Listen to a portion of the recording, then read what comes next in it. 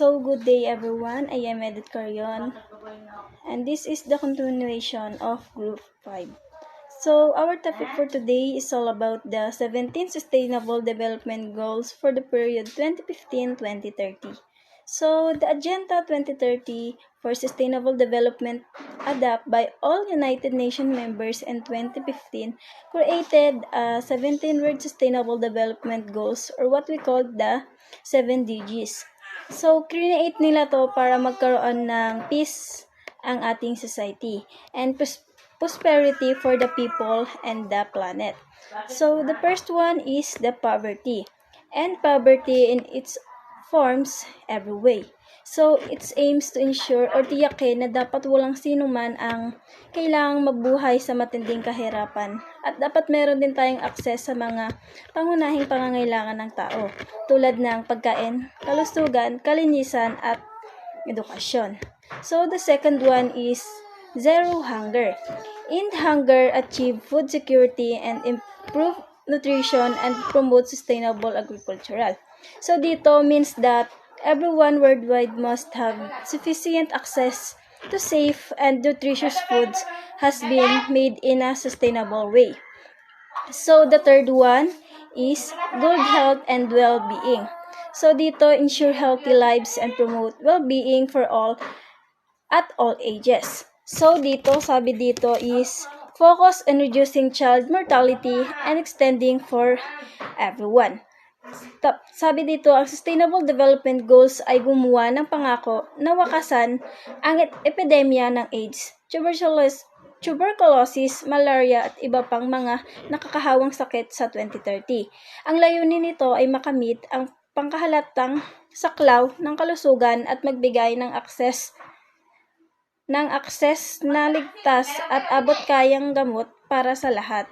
So, the fourth one is quality education. Ensure inclusive and equitable quality education and promote lifelong learning opportunities for all.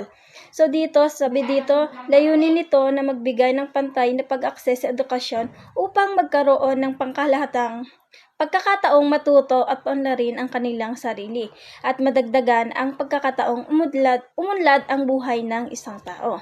So the panglima, gender equality. So, achieve gender equality and improve power all women and girls. So, dito sabi, means that both men and women should have the same right and opportunities. So, ito yung isa sa mga basic principle para maging peaceful and sustainable ang ating mundo.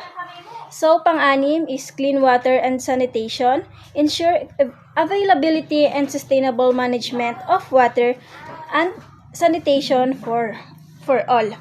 So, dito sabi that focuses on providing the basic facilities for everyone in order to increase the level of hygiene so that the number of infection and deaths can be reduced dramatically.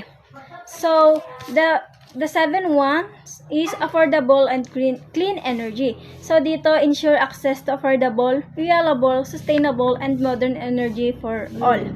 So, sabi dito, layunin nitong lumikha ng kapaligiran na kung saan ang bawat isa ay may access sa renewable, ligtas, at may malawak na magagamit na mapagkukunan ng enerhiya na magbibigay daan sa mga tao na mabuhay, magtrabaho at bumuo ng kanilang lipunan. So, the last one is decent work and economic growth. So, dito provide sustained, inclusive, and sustainable economic growth, full and productive employment, and decent work for all. So, dito means that every individual ay merong opportunity para magtrabaho under good conditions upang matiyak ang paglago ng ekonomiya nang hindi nakakapinsala sa ating kapaligiran. Go. Good day, everyone. So, i-continue ko lang yung report ni Edith, which is all about the 17 Social Development Goals for the period of 2013 to 2030. So, yung pang number 9 is about build resilient infrastructure, promote inclusive and sustainable industrialization, and foster innovation. So, this goal is nakafocus sa pag-create and pagde-develop ng mga strong foundation. Like for example, nagbi-build sila ng mga infrastructure na matitibay, yung hindi agad-agad nasisira during the calamities or disaster like earthquake, na kung saan pwedeng pumunta doon yung mga tao para ma-feel safe sila or para maging safe sila during that calamities. And promote inclusive and sustainable industrialization. Dito naman is nagbibigay ng access for industrial activities, yung magbibigay sila ng trabaho, like for example sa mga factory, yung paggagawa ng damit, and paggagawa ng mga tsinelas, ganun, para sa mga tao, para magkaroon sila ng trabaho. And foster innovation. So, dito naman is magka-create sila ng innovation para sa ikabubuti ng mga tao at para sa ikakaunlad ng isang community.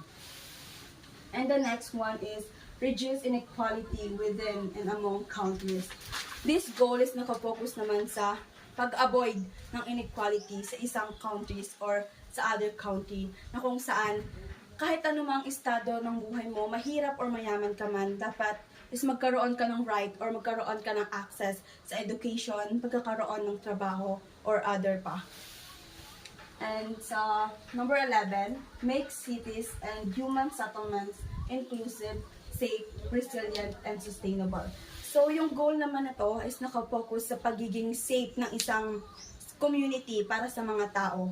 And nakafocus din to sa kakaroon ng free access sa mga opportunities na pwedeng magkaroon or magbigay ng tulong para sa mga taong nakatira sa community na yon.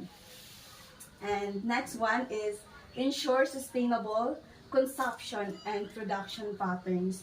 So ito naman is nakafocus sa pagiging responsible ng mga businessman or businesswoman na mayroong business, na kung saan dapat alam nila yung tamang pag-consume ng mga resources. Kasi 'di ba, pag maliit yung supply, magkakaroon ng mataas na demand.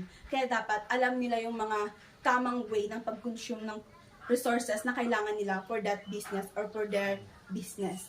And ano rin sila, in charge din sila sa mga proper ways of segregation na dapat nilang i-implement sa business nila, kasi pwedeng maapektuhan yung mga taong nakatira sa community na kung saan andoon yung business nila. So the next one is take urgent action to combat climate change and its impact. So this goal is nakafocus sa pag-address ng mga causes or effects and impact kung bakit nagkakaroon ng climate change. For example, yung mga human activities like pagsusunog ng basura na pwedeng mag-cause ng climate change dahil sa yung itim na usok na nang gagaling sa pagsusunog ng basura, pwede yung maging cause ng pagkakaroon ng climate change. And the second one, yung hindi tamang pagtatapon ng basura, na kung saan naghahalo-halo yung mga basura, kaya nagkakaroon ng mabaho or malansang amoy na pwedeng pagkakaroon ng climate change. And the next one is conserve and sustainably use the oceans, seas, and marine resources for the sustainable development. So this goal naman is naka-focus siya sa pag-promote and preserving the health of our oceans or sa mga oceans. Dito is na kung saan yung ina-avoid yung pagtatapon ng mga basura sa mga dagat o sa mga ilog para ma-preserve pa natin yung kagandahan ng dagat para sa mga next generation. And yung pag-avoid ng dynamite fishing, dahil dun sa dynamite fishing na pwedeng makasira ng mga coral reefs sa dagat, na kung saan na sisira sila at nawawala na, kaya hindi na pwedeng makita ng mga next generation. And next one is protect, restore, and promote sustainable use of terrestrial ecosystem, sustainably manage forests, combat desertification, and halt and reverse land degradation, and halt biodiversity loss. So dito naman sa goal na to is pinopromote yung pagiging safeguard sa land ecosystem, na kung saan ina-avoid yung pagsusunog ng mga kahoy sa bundok, yung mga ganun, sa forest. Kasi pag ginawa yun ng mga tao or patuloy na gagawin yun ng mga tao, pwedeng mag-cause yun ng baha or magkaroon ng calamities. Iniiwasan din yung illegal logging. Kaya nga illegal eh. Kaya dapat iwasan yung pagpuputol ng mga kahoy sa forest kasi pwede rin yung mag-cause ng mga calamities like landslide or pagbabaha, ganun. Kasi wala nang sisip-sip ng mga tubig ulan pag pinutol yung mga kahoy na kung saan tayo rin lang naman ang magsasuffer. Kaya dapat iwasan yung mga or i-avoid yung mga ganong gawain or human activities na kung saan sa dulo is tayo rin lang ang mahihirapan. And the next one is promote peaceful and inclusive societies for sustainable development, provide access to justice for all, and build effective, accountable, and inclusive institutions at all levels. This goal is nakafocus siya from the word peaceful. Nagpo-promote siya ng peaceful within the community or the society na kung saan magkakasundo yung mga taong nakatira doon, meron silang social stability, walang away or walang gulo. And provide access to justice for all and build effective, accountable. Ito naman is meaning to say, may justice for all, meaning to say, recent na news about the dog na si Kuluwa na pinatay dahil nga daw aggressive siya. What do you think? Magkaroon ba dapat ng justice sa ganung case or dapat i-invalid yung reason ng may-ari ng dog? And the last one is strengthen the means of implementation and revitalize the global partnership for sustainable development.